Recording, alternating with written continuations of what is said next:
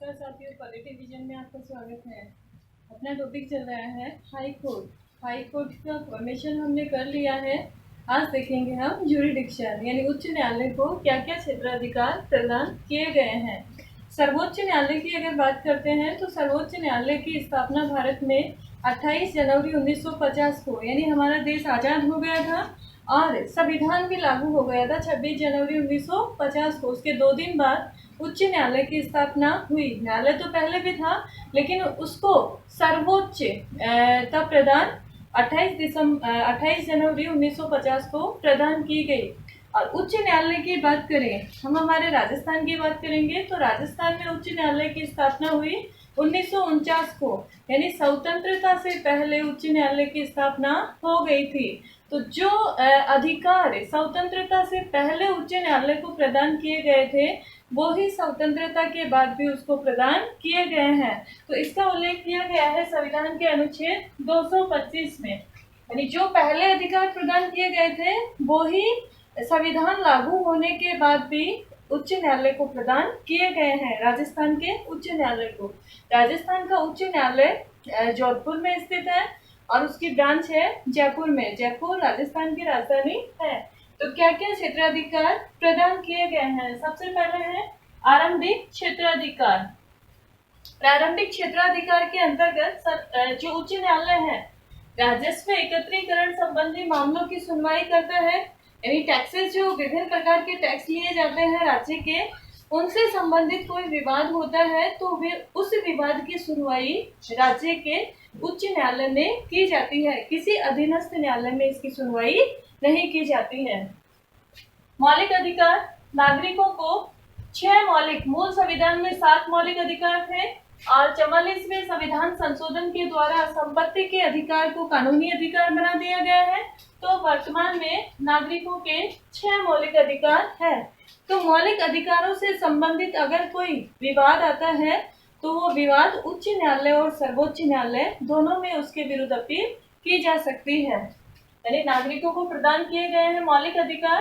तो मौलिक अधिकारों में नागरिक पूर्ण रूप से स्वतंत्र होकर अपने मौलिक अधिकारों का उपयोग कर सकते हैं। अगर इनका कोई खनन करता है या ठेस पहुंचाता है तो उच्च न्यायालय की शरण में जा सकते हैं या सर्वोच्च न्यायालय की शरण में जा सकते हैं। फिर है संविधान की व्याख्या संबंधी।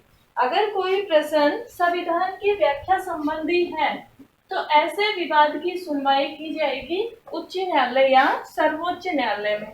यहाँ हम उच्च न्यायालय का क्षेत्राधिकार देख रहे हैं, तो यहाँ उच्च न्यायालय में संविधान की व्याख्या से संबंधित अगर राज्य में की गई है तो उस राज्य के उच्च न्यायालय में इसकी सुनवाई की जाएगी। निर्वाचन संबंधी विवाद। अब निर्वाचन किसका होगा? संसद के सदस्य, संसद के सदस्य यानी लोकसभा और राज्यसभा। उस राज्य से, अपने राजस्थान की बात करें तो राजस्थान से लोकसभा और राज्यसभा के सदस्यों का चुनाव होता है। तो चुनाव संबंधी जो विवाद होता है संसद के, राजस्थान से चुनकर जो गए हैं उनके निर्वाचन से संबंधित अगर कोई विवाद है तो इसकी सुनवाई उस राज्य के हाई कोर्ट में की जाएगी। इसके अलावा विधानसभा, राज्यों में विधानसभा होती है, तो विधानसभा के सदस्यों के निर्वाचन से संबंधित कोई विवाद है तो उसकी सुनवाई भी राज्य के उच्च न्यायालय में होगी। फिर है वसीयत। वसीयत संबंधी कोई विवाद है उसकी सुनवाई उच्च न्यायालय में होगी, अधीनस्थ न्यायालय में नहीं होगी। विवाह संबंधी है, तलाक संबंधी, कंपनी कानून है या फिर न्यायालय की अवमानना की गई है, न्यायालय ने जो आदेश दिया है उसकी अवमानना की गई है, तो इससे संबंधित जितने भी विवाद होते हैं उन सब की सुनवाई की जाती है उच्च न्यायालय में। और ये सारे जो विवाद हैं आरंभिक क्षेत्राधिकार के अंतर्गत आते हैं। फिर दूसरा है अपना रिट संबंधी। रिट लगा सकते हैं, तो 5 प्रकार की रिट लगा सकते हैं। इसका उल्लेख किया गया है संविधान के अनुच्छेद 226 में।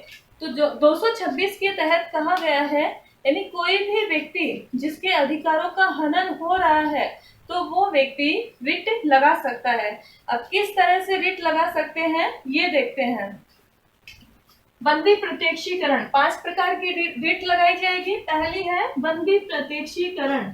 अगर किसी भी व्यक्ति को गिरफ्तार कर लिया गया है तो इसमें लिखा हुआ है कि उसमें उसको 24 घंटे के अंतर्गत न्यायालय के समक्ष, मजिस्ट्रेट के समक्ष पेश करना होगा। उसको बताना होगा कि किस वजह से उसको गिरफ्तार किया गया है। अगर ऐसा नहीं होता है तो वो अभियुक्त बंदी प्रत्यक्षीकरण रिट लगा सकता है। कहाँ लगाएगा? उच्च न्यायालय में। परमादेश, इसके द्वारा उच्च न्यायालय, सर्वोच्च न्यायालय आदेश देता है अपने अधिकार क्षेत्र के दायरे में। फिर है उत्प्रेषण, प्रतिषेध। प्रतिषेध हो गया, यानी जो उच्च न्यायालय है, सर्वोच्च न्यायालय है, अधीनस्थ न्यायालयों को आदेश दे सकते हैं कि ये जो मामला है आपके अधिकार क्षेत्र में नहीं आता है। अधिकार प्रच्छा, अधिकार प्रच्छा के अंतर्गत यानी कोई भी व्यक्ति गैर सरकारी या गैर कानूनी रूप से काम कर रहा है, किसी सरकारी पद को हासिल कर लिया है, तो अधिकार प्रच्छा के तहत हाई कोर्ट क्वेश्चन पूछ सकता है कि आपने किस हक से इस पद को हासिल किया है, और उसको रिप्लाई करना होता है। इस तरह से नागरिकों को 5 प्रकार की रिट लगाने का अधिकार दिया गया है, और अनुच्छेद 226 में इसका उल्लेख किया गया है। बंदी प्रत्यक्षीकरण, परमादेश, उत्प्रेषण, प्रतिषेध, अधिकार प्रच्छा।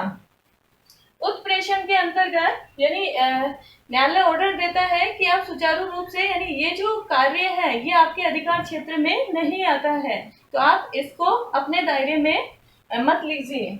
फिर है पर्यवेक्षीय अधिकारिता, इसका उल्लेख किया गया है संविधान के अनुच्छेद 227 में। इसके तहत पर्यवेक्षीय अधिकारिता के तहत सैनिक न्यायालय को छोड़कर किसी भी राज्य में सैनिक न्यायालय को छोड़कर, इसमें ये दिया गया है कि सैनिक न्यायालय को छोड़कर उच्च न्यायालय, बाकी सभी अधीनस्थ न्यायालय, अधीनस्थ न्यायालयों होते हैं उनको अपने पास मंगवा सकता है।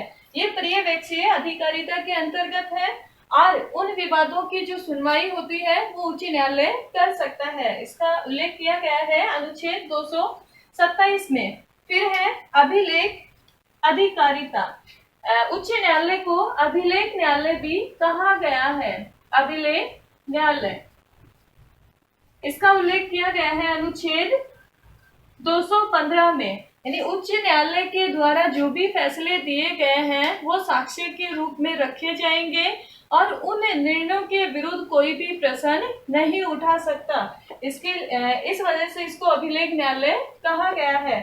फिर है अपीलीय न्यायालय या अपीलीय क्षेत्राधिकार कह सकते हैं, यानी अपील कर सकते हैं। जो न्यायाधिकरण है उसके फैसले के विरुद्ध आर्टिकल अनुच्छेद 333 से 323 बी में उल्लेख किया गया है। इसके अलावा जो अधीनस्थ न्यायालय है वहाँ दीवानी और फौजदारी जो मामले होते हैं उन सभी के विरुद्ध उच्च न्यायालय में अपील की जा सकती है। फिर है ये उच्च न्यायालय के क्षेत्राधिकार है। फिर मोबाइल कोर्ट की बात करते हैं। मोबाइल कोर्ट भी शुरू कर दिया गया है, और इसकी शुरुआत हुई 4 अगस्त 2007 को। हरियाणा का पुनवासा जिला है, वहाँ शुरुआत की गई थी, और उस समय 2007 में हमारे सर्वोच्च न्यायालय के न्यायाधीश थे के.जी. बालकृष्णन, इनके द्वारा इसका मोबाइल कोर्ट का उद्घाटन किया गया था। और इस मोबाइल कोर्ट के बारे में कल्पना हमारे जो राष्ट्रपति रहे हैं एपीजे अब्दुल कलाम, उन्होंने ये सुझाया था।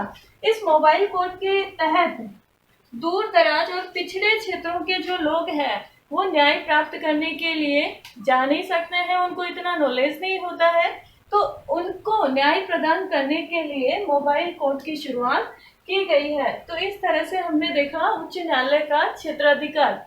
इसके अलावा उच्च न्यायालय को कार्यपालिका यानी न्यायपालिका को कार्यपालिका से पृथक रखा गया है। इसका उल्लेख किया गया है अनुच्छेद 50 में।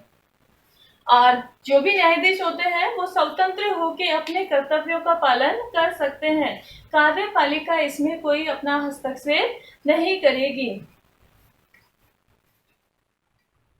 उच्च न्यायालय और सर्वोच्च न्यायालय के जो सेवानिवृत्त न्यायाधीश होते हैं वो उच्च न्यायालय और सर्वोच्च न्यायालय को छोड़कर अधीनस्थ न्यायालयों में कार्य सेवानिवृत्ति के बाद नहीं कर सकते। ये उन पे बाउंडेशन या प्रतिबंध कह सकते हैं, प्रतिबंध लगाया गया है और उनको तदर्थ न्यायाधीश के रूप में सर्वोच्च न्यायालय या उच्च न्यायालय बुला सकता है कुछ समय के लिए, जब उच्च न्यायालय का या सर्वोच्च न्यायालय का कार्यभार बढ़ जाता है। तो इस तरह से हमारा उच्च न्यायालय कंप्लीट हो गया। और भी कई चीजें हैं लेकिन वो बाद में करेंगे।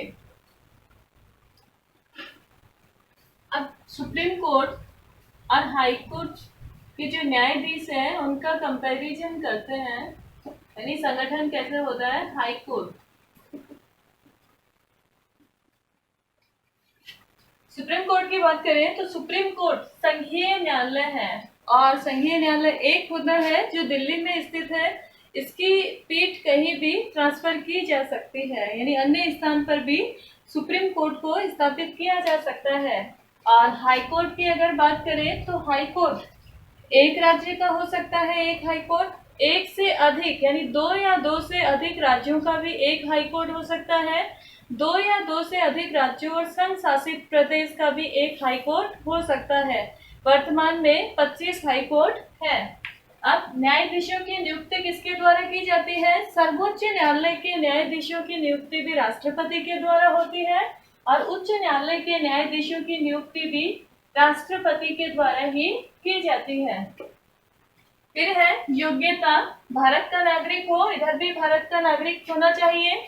सुप्रीम कोर्ट का न्यायाधीश बनने के लिए 5 वर्ष तक न्यायिक पद पे रहा हो या 10 वर्ष तक किसी उच्च न्यायालय में अधिवक्ता रहा हो। इधर अगर बात करते हैं तो 10 वर्ष तक अधिवक्ता रहा हो या 10 वर्ष तक न्यायिक पद पे रहा हो। थोड़ी सी डिफरेंट है योग्यता।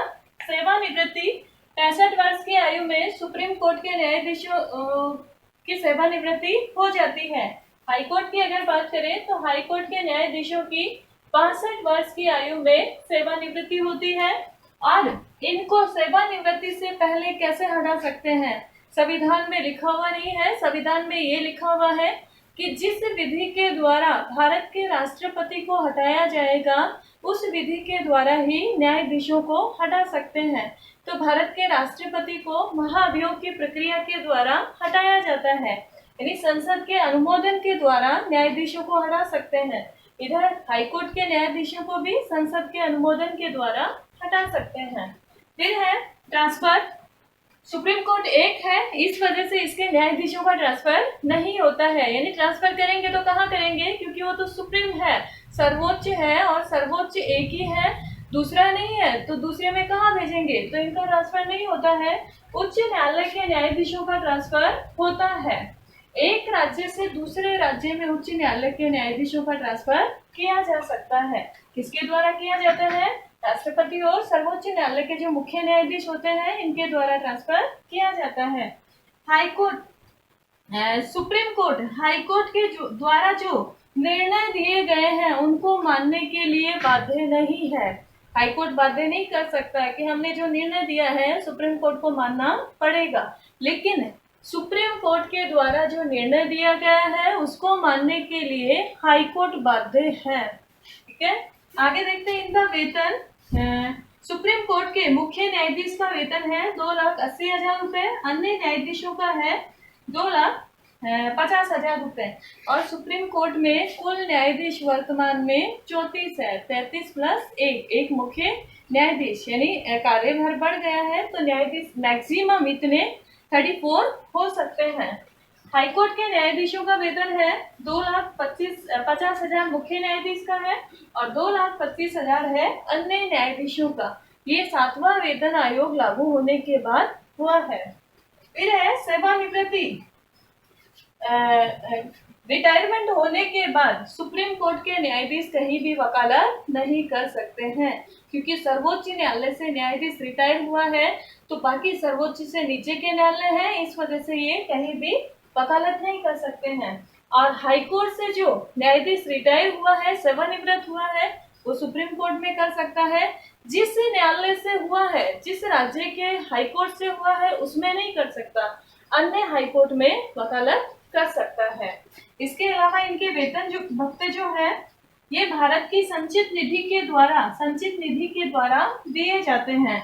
सुप्रीम कोर्ट के न्यायाधीशों को भी और हाई कोर्ट के न्यायाधीशों को भी भारत की संचित निधि के द्वारा ही दिया जाता है। हाई कोर्ट के न्यायाधीशों को जो पेंशन है ये संचित निधि से और वेतन राज्य निधि के द्वारा दी जाएगी। इस तरह से हाई कोर्ट और सुप्रीम कोर्ट का कंपैरिजन यानी तुलनात्मक अध्ययन हमने किया है कि किस तरह से सुप्रीम कोर्ट को पावर मिले हुए हैं और हाई कोर्ट को पावर्स मिले हुए हैं।